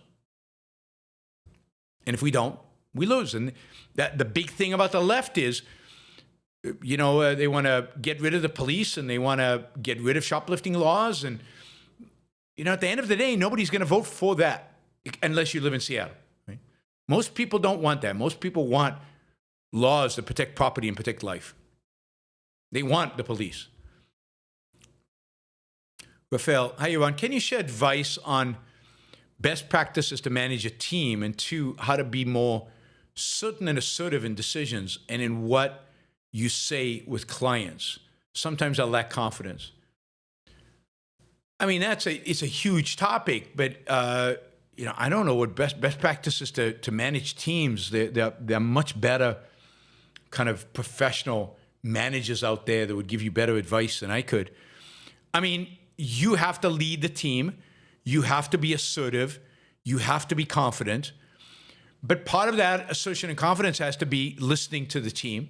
But then you have to be able to assign people tasks to their strengths.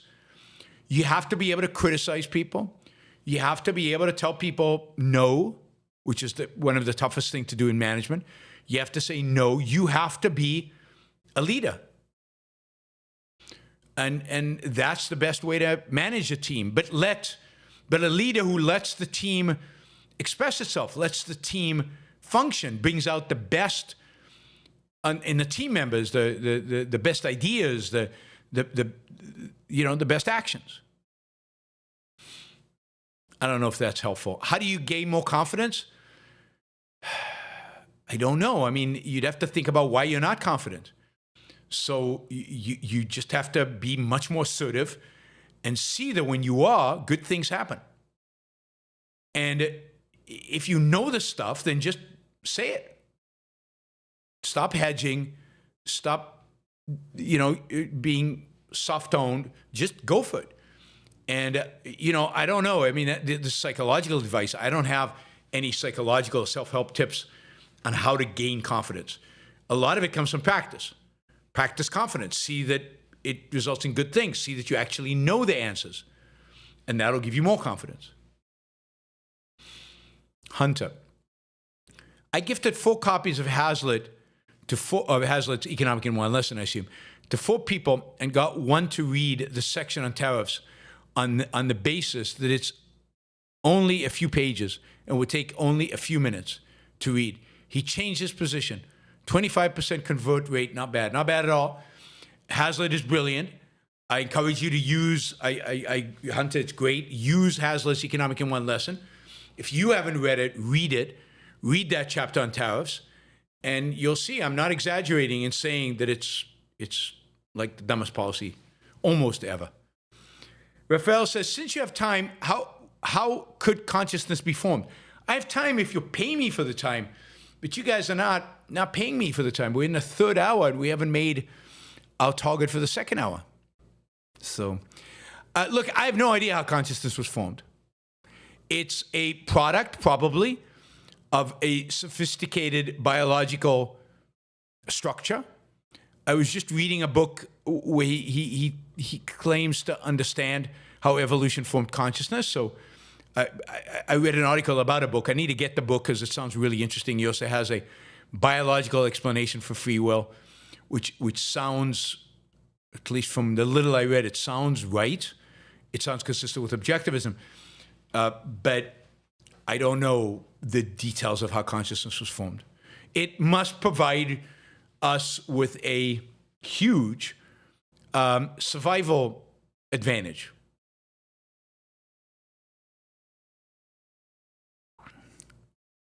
Alejandro, any thoughts on the failed terrorist attack in UK by Iranians? I was going to talk about this, I forgot. Yeah, it's really interesting because you wouldn't think that Iran would want to be doing stuff like this right now, given that they're negotiating with Trump. It really would be interesting to find out, and I don't know what's behind it, who's behind it. Is this kind of really an official government of Iran kind of thing? They've been promoting terrorism for decades, so this isn't surprising in that sense. The timing is surprising. The timing is surprising, given they're trying to present themselves as good guys so that the sanctions are lifted. This would have been devastating for that effort if it had gone through. It should be devastating anyway for that effort. So I'm curious to get more information about what actually happened there. I wonder if this is some splinter group or somebody, or more radical elements within the regime that don't want to deal with the United States. Maybe that's it. But yeah, I mean, it's not surprising in the sense that Iran has been funding and encouraging terrorism since '79. Subcask, Destiny isn't a good guy. Blackmailed his former partners with their explicit content. He shouldn't be sanctioned. I don't know anything about any of that. I can look into it if you think it's a big deal. Hopper, and if you think objective information about it can really be achieved. Fender Hopper, how do I correct the trade deficit I have with you?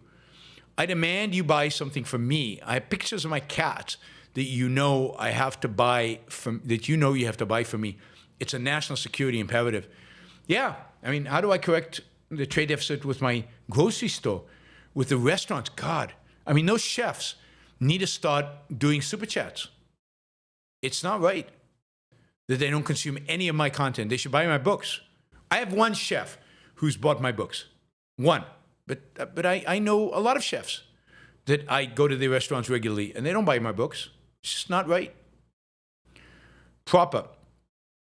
Destiny has said that he keeps first conversations less confrontational because he has had trouble getting any guests when he pushed back too much in the past. All right, that makes sense.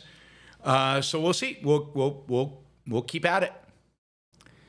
Subkaski, Trump is not better than Kamala. She was a status quo politician. Trump is a destructionist in the worst way possible. He destroys. Harris would preserved. I mean, she would have been destructive, but slower in a more normal, regular kind of way. Let me just thank a few people for their stickers. Mary Aline, thank you. And Tyler, thank you. Ollie W, thank you. And Eyal, thank you. And who else did a sticker? You two can do a sticker while I'm doing this. Oyvind, thank you. Because there's only one more question. Mary Aline, thank you. And let's see, what else do we have? We have, let's skip forward. I think I got everybody. All right, so last question is Matt's. But in the meantime, you can do stickers. $1.99, $5.99, whatever you want. What is that? All right, the intellectuals who should know better are just sellouts. But many people actually relate to and revere Trump. They share his emotional worldview. I think that's right. I think they share the zero-sum mentality. I think he induces in them the fear and anger that is under the surface, and he provides them an outlet for that fear and anger. It's not that they share worldview, because he has no worldview. It's they share a certain emotional state, an emotional condition. But I don't think Trump is afraid and angry in the same sense they are. I think he brings out, and he knows how to do that, and he does it on purpose. He knows he can manipulate people that way, and he's very successful at it. He is a great manipulator. David, thank you for the sticker. Really appreciate it. All right, guys. Thank you to all the super chatters. Thank you to all the stickers.